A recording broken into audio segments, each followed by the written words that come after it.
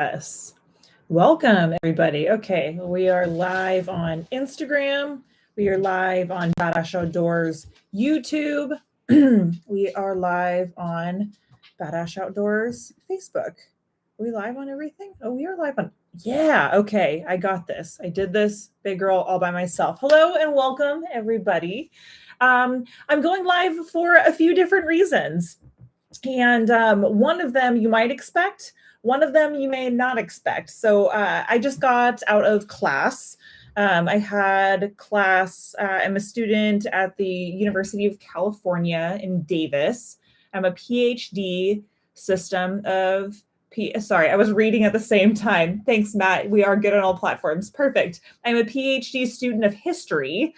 And I had a few thoughts today in some of my classes. I've had some things on my mind, but I also got home and came home to a shipment of something. I haven't opened it yet. Sometimes I kind of like open the box and then pop out and then like open it again, like live and this time I assume it's here. This is the package that I came home to.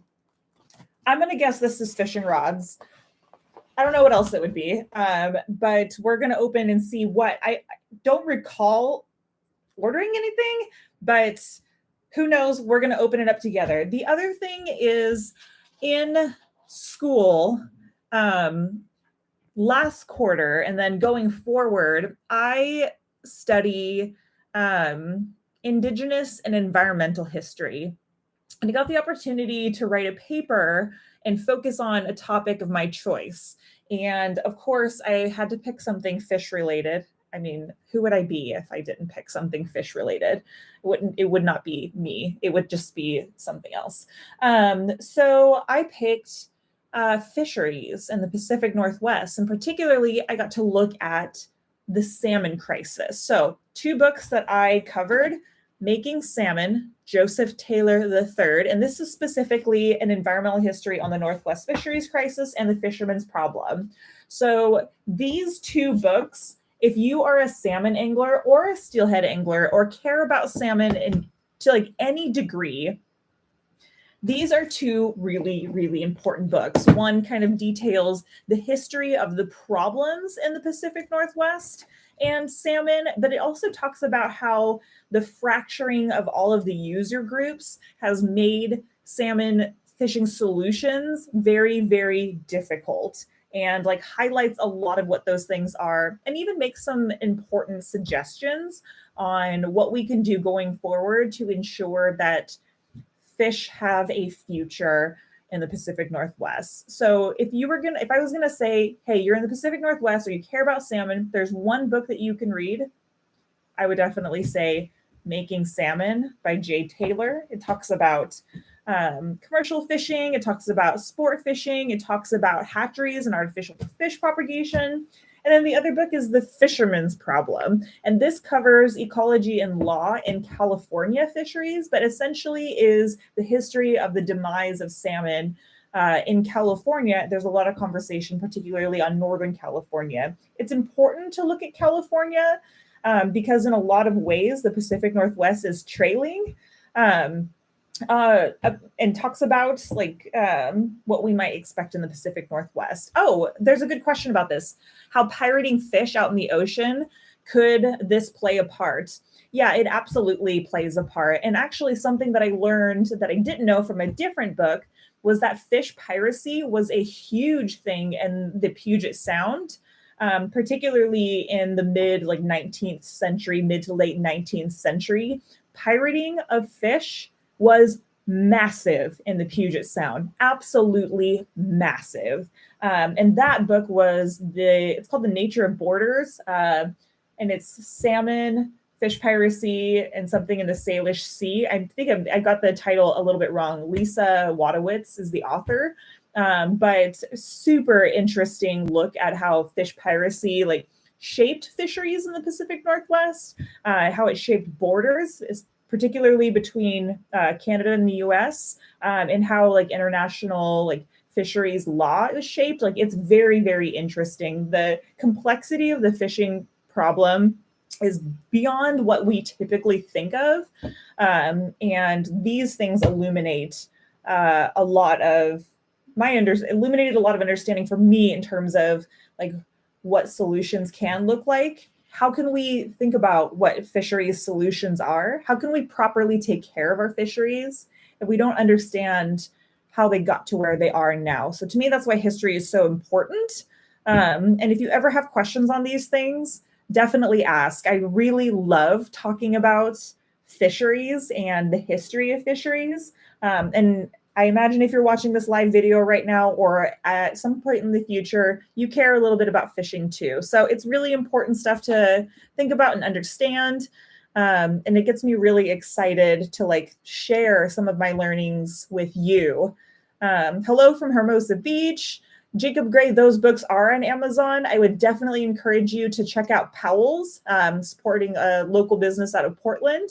They also have all of these books and they're usually a great price. And hey, Erin, hello from Tacoma. I used to live in Tacoma or in the Tacoma area. So hello. I love it when people tell me where they're tuning in from. Often it's the Pacific Northwest, but sometimes it's outside the Pacific Northwest. And I'm super excited to like see where everyone's coming in from. So drop it in the comments and I will like definitely wave back at you, waving at people. But I'm always curious to know. Okay, so you got a history lesson. We talked a little bit about history.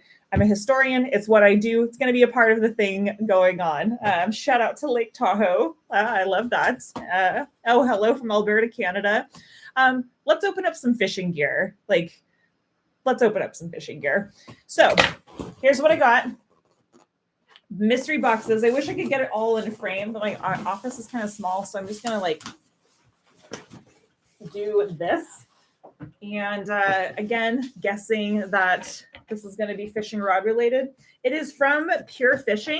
So this is either going to be like an Abu Garcia product. Don't really like scissors that close to my hair. An Abu Garcia product, Fenwick, maybe a Hardy product, probably something like that. I'm very excited nonetheless. And there's 2 boxes. So I think I have more than one fishing rod here. It's me in Washington State. Hello, Sean Fishon. It's like one of my favorite Instagram names, Sean Fishon. It's a great name. All right, so we're gonna open number 1. Okay, so the bottom. So without seeing the rest of the rod, the bottom of the rod has the cross like indents in it, so it can like lock into like a fishing rod holder. This is going to be a saltwater product. I'm very excited, which is probably a pen thing. And okay. Oh, it is a pen. Oh my gosh. I think I know what this is. This might be the new Carnage rods. If it is, I might kiddle a little bit. Oh, it's the new Carnage 3 from Penn. This, let's see what size it is. I like, hear that? I'm hitting the wall. I don't know how am I gonna, all right, let's do it. Like, I'm gonna do this, send it down the hall. Oh, I'm in trouble. All right, where I go that way, we're gonna not knock anything off walls at all. Okay. All right, nope, still not enough space. Did not think this through very well. Okay, all right, we're getting somewhere. And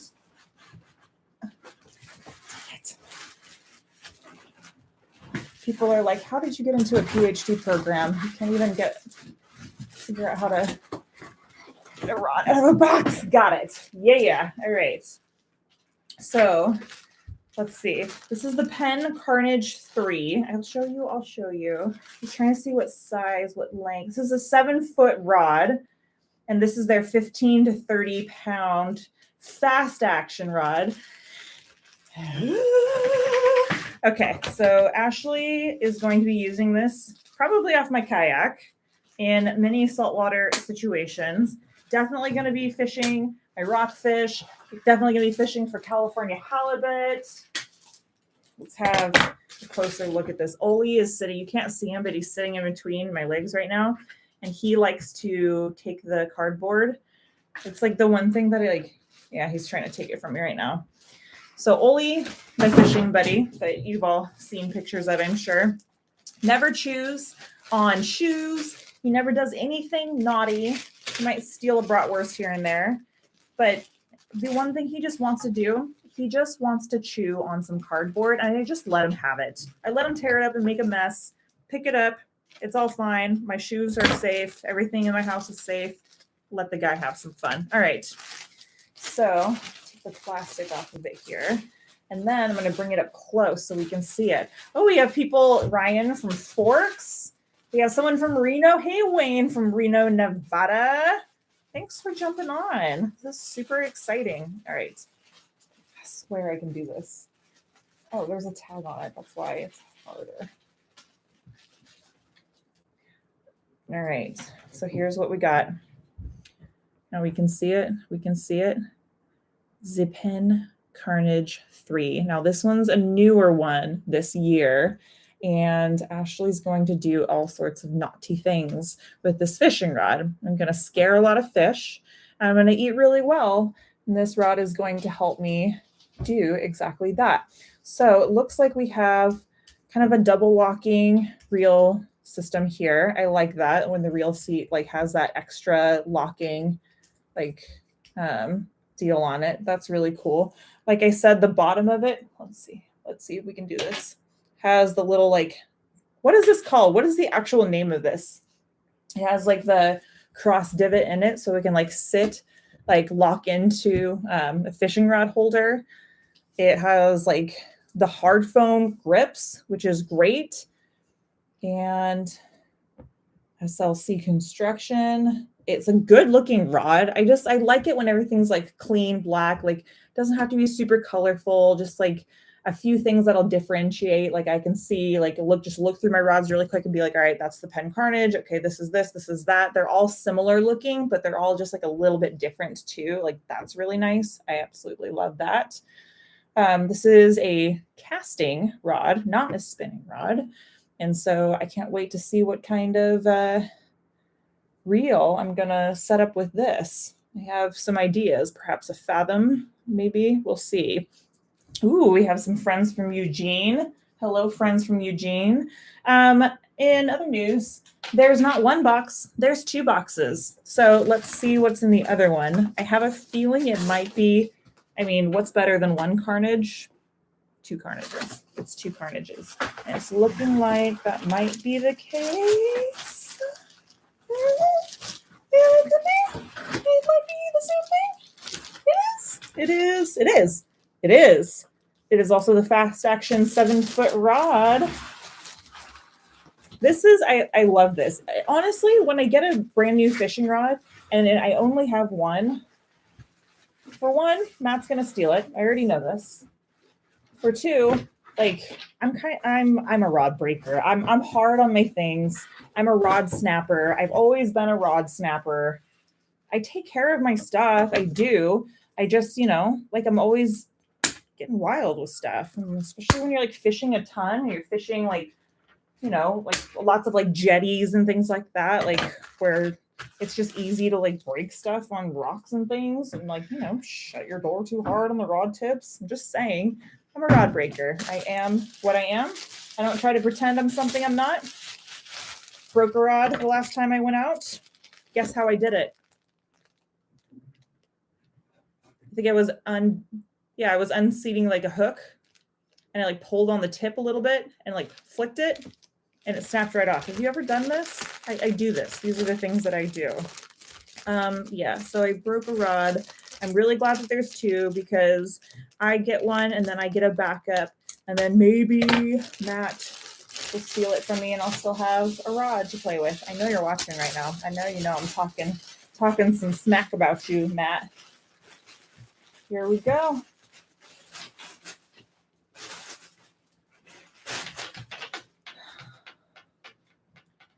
I had 1 carnage and now I have double carnage. Double carnage. These are going to be great kayak rods. These are going to be great boat rods. I'm definitely going to hammer some rockfish. I could definitely do tuna with these too. This is going to be awesome. They'd be good jigging rods. Like, I love it when you get something that's so versatile that you can use for multiple species. Like, having specialized equipment, like this is just for float fishing for steelhead on light gear. Like, that's super. I love that. There's just a certain joy I get from a rod that can be used for multiple things. Like, if I have a job that needs done, I've got the rod that's going to be able to handle it. And when you don't have to bring 8 rods with you for fishing, that's also kind of nice. So now, like you said, Matt, we need new reels for them. So what reels will we use for them? Well, when I'm thinking about tuna and things like that, the Revo Toro seems like a good option. It has it is a workhorse of a reel, great saltwater version of it too. That might be a good idea. It's a big reel. Another idea, a great saltwater pen reel, is the Low Pro Fathom. Fantastic reel too, but there's other options as well. So I'm excited to see what we end up pairing with this. Let me bring you Instagrammers over a little bit closer. So I'm excited to see what we're gonna pair with this, and that's the exciting gear opening that I have on this. So one of my commenters on YouTube, hey Wayne, you too, you snap your fly rods every season, invested in Orvis, best decision I've made, lifetime warranty saves me. Warranty is so important. Like, when you invest in a rod, you're also investing in a warranty. So if you're like me or like Wayne, things don't go perfectly. Things don't always go as planned. We try our very hardest. I don't try to snap these rods and then I handle them and then they just break. I don't get it. I don't know. Hi, Bubby. Do you want to come and say hi to everybody? Come here. Come here. You want to come and say hi? You want to come say hi? Up here. Why don't you come up here? Oli, I think, wants to say hello to you. Come up here. You can come up here. No, you're just going to hit my rods and leave? You're just going to hit my rods? Well, here's a nose. You can see a nose. It's time for PUPPYDINNER. So I have a fluffy little puppy that's trying to make very clear to me that it is time to do some work. Are you saying that it's time for something? You're saying it's time? Oh, what a good boy. So coming up, there are a lot of really, really cool things that I get to share with you. So right now I'm in Northern California. We have some plans to do some fishing for stripers and do some halibut fishing. I wanted to do so much of that this weekend, but of course, as soon as I have a couple of days where I can sneak away and do things like that, it's windy. Yeah, it's going to be like blowing 20 plus this weekend, so I won't be doing that. I will, however, on Friday be doing a little bit of fishing and filming, and it's not just going to be for YouTube because, as many of you know, I'm a YouTuber. I have fishing videos on YouTube, and it's super fun. It's seriously like a great joy of mine. But also, we are filming for a very special announcement from Outdoor America. Now, Outdoor America is an amazing outdoor platform that shares a lot of great content from me, from a lot of other influencers that you may know, and other television personalities, whether they're hunting, fishing, camping, cooking, doing something in the outdoors. So we are filming something very exciting. It is going to be a message, and you will receive the message. And I can't say much right now, but I can say you'll want to receive this message and you'll want to be a part of what we've got going on. So there could be something in it for you. There's definitely something in it for you. So I will definitely share more of that as it comes. This June, there's going to be a really exciting event in the Pacific Northwest. I can't wait to tell you that about that. Another opportunity that came up for me. There's again, I'm not allowed to say too much, but I'm so excited about you all. So I have to tell you something. And for you, I'm excited for you all to see this and experience it and enjoy it with me. But there may or may not be a little documentary. May or may not be based in the Pacific Northwest. I may or may not be the David Attenborough of the situation. So I can't say any more than that, but I will fill you in as soon as I know a little bit more. So thank you. Oh, hello, Dale. Thank you. Hello, Nicole. I love you too. So many great friends have popped on to this feed. And let's see. Oh, George, hello. Michael Torres, what's up?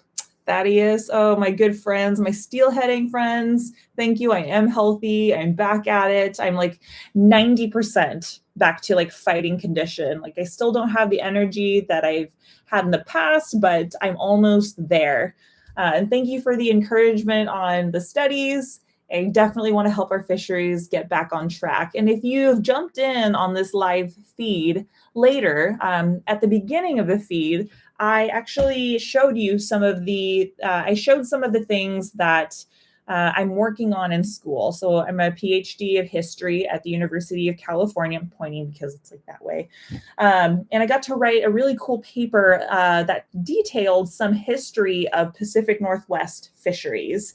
And some of the books I use is The Fisherman's Problem. And this is about ecology and law in California fisheries, which is really important for us to understand the Northwest. And like my very favorite book right now, it's called Making Salmon by Joseph Taylor III. Great name. But essentially, it's an environmental history of the Northwest fisheries crisis. And for all of us that deeply care about our fisheries, how can we understand what's going to be a good solution, what's going to be right for them, if we don't first kind of understand like where our fisheries have been. And I promise you, like I thought I knew a lot about the history of our fisheries. After reading this book, like I'm almost ashamed of like how little I understood about our fisheries. Like there's so much to know. There's so many factors that are important to know about. And there's a lot of great recommendations in here for how we all move forward together. Consensus is a really big piece of that. So I encourage you all to, either check out these books or continue to pop in on these live feeds, continue to pop in on, some of the content that I share, because I'm training to be a historian. There's no way that I'm going to be making content that isn't going to have some sort of like historical like connotation to it, or there will be a thread of history there. And so I'm excited to share all